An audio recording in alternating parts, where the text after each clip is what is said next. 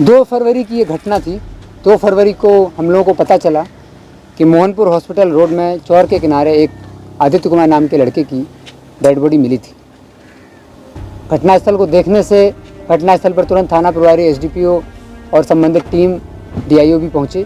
DIO की team भी मैंने भेजी तुरंत। इन लोगों के द्वारा घटनास्थल का निरीक्षण किया गया।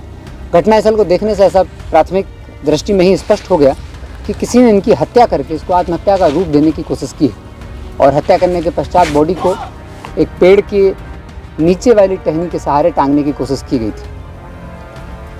तत्पश्चात इनके परिजनों के द्वारा एफआईआर दर्ज कराई गई। हम लोगों ने एफआईआर पंजीकृत अनुसंधान प्रारंभ किया।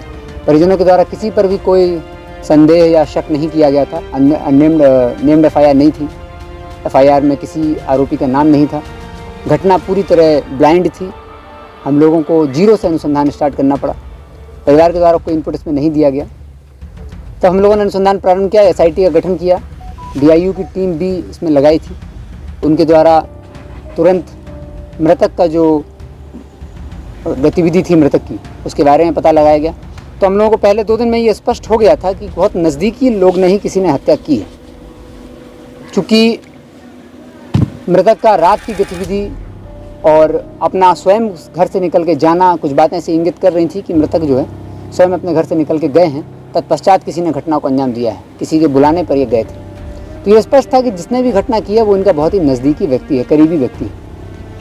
फिर टीम ने अनुसंधान आगे प्रारंभ किया तो स्पष्ट हुआ कि मृतक का प्रेम संबंध था किसी लड़की के साथ। जब वो स्पष्ट हुआ तो हम लोगों ने अनुसंधान को आगे बढ़ाया। आगे बढ़ने के पश्चात ये स्पष्ट हुआ कि इस घटना को राहुल कुमार नाम के व्यक्ति ने घटना को कारित किया और इस व्यक्ति ने इस घटना को कारित करने के पश्चात घटना को छुपाने के लिए सभी तरह के हथकंडों का इस्तेमाल किया। इसने रात में घटना की और अगले दिन सुबह ये एग्ज़ाम देने चला जाता है। ये इंटरमीडिएट का एग्ज़ाम भी दे रहा था, तो ये लगातार एग्ज़ाम दे रहा था और इनफैक्ट जिस दिन घटना है उस दिन भी इसने एग्ज़ाम दिया और अगले दिन घटना करने के बाद भी एग्ज़ाम देने गया ताकि किसी को इस प्रकार का संदेह ना हो कि इसके द्वारा घटना कारित की गई। सारे एविडेंस अपने पक्ष में क्रिएट करने की कोशिश कर रहा था। इसने घटना जिस लाठी से मार के अंजाम दी थी वो लाठी भी इसने फेंक दी थी। जिन कपड़ों से इसने मृतक के शरीर को अपनी बॉडी पर बांधा था मोटरसाइकिल से वो भी उसने छुपा दिए थे। हम लोगों को इसकी गिरफ्तारी हम लोगों ने की और पूरी पूछताछ की तो सारे एविडेंस हम लोगों को मिल गए। वो लाठी जिससे घटना को अंजाम दिया वो मिल गई। वो मोटरसाइकिल जिससे ये मृतक के शरीर को अपने शरीर पर अपनी मोटरसाइकिल पर बांध करके घटनास्थल जो सामने जहाँ पेड़ है यहाँ तक लेके आया था वो भी हम लोगों को मिल गया है। वो कपड़ा भी मिल गया। तो पूरा मामला स्पष्ट हो गया। ये मामला प्रेम प्रसंग का था। मृतक का संबंध था एक लड़की से गांव की। वो उसी क्रम में अभियुक्त के घर पर भी आया हुआ था। अभियुक्त सराय रंजन में रह रहा था और जब उसको सूचना मिली परिवार के द्वारा और पड़ोसियों के द्वारा कि आपके घर में कोई लड़का आया हुआ है तो उसने उसका विरोध किया। इसकी माँ ने भी उसका विरोध किया और ये तुरंत वापस अपने घर आया। घर आके इन्होंने पहले अभियुक्त को एक कमरे में बंद किया और दोनों के बीच में कहासुनी झड़प हुई। झड़प के पश्चात जैसा ऐसे पूछताछ में और पूरा घटना वो देख के स्पष्ट हो रहा है इसका कोई आपराधिक इतिहास भी सच नहीं मिला है, तो इसका उद्देश्य सीधा हत्या करना नहीं था। लेकिन चूंकि जब इनकी कहासुनी झड़प हो गई और इसकी अपनी बहन के साथ मृतक का संबंध था तो उसका विरोध करना इसने विरोध किया और विरोध के फलस्वरूप इसने लाठी उसको मारी। जो लाठी मारने के फलस्वरूप मृतक बेहोश हुआ और तत्पश्चात उसकी मृत्यु हुई। तो उसको लगा कि मृतक की डेथ हो गई और इसने तुरंत अपनी माँ के साथ इस चीज़ को प्लान किया कि कैसे इसको डिस्पोज करें बॉडी को।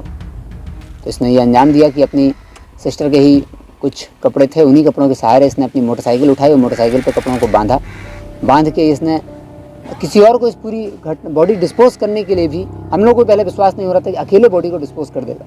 लेकिन घटनास्थल पर इसीलिए हम लोग आज आए हुए थे कि देखा जाए कि आखिर बॉडी को जिस टहनी से टांगा गया क्या वो एक व्यक्ति के द्वारा संभव है। तो इसने बताया और उस हिसाब से पूरी तरह स्पष्ट हो गया है कि इसने किसी और का इसमें सहायता नहीं ली। इस तरफ अपनी माँ की सहायता ली थी क्योंकि माँ ने इनको मोटरसाइकिल पर बॉडी चढ़ाने में मदद की और बॉडी को इसने अपने शरीर से कपड़ों के सहारे बांध लिए और फिर मोटरसाइकिल लेके घटनास्थल तक आया।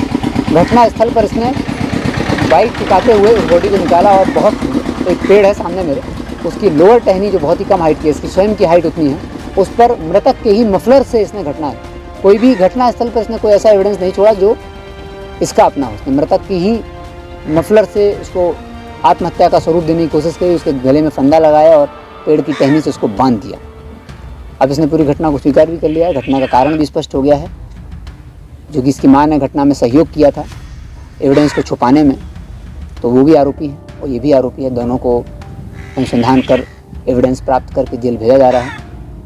और इस टीम में DIU की तरफ से Mukesh Kumar, Arvind Kumar, sub inspector Sanjay, inspector Mukesh और सिपाही सर अरविंद कुमार ने बहुत ही अच्छा कार्य किया है।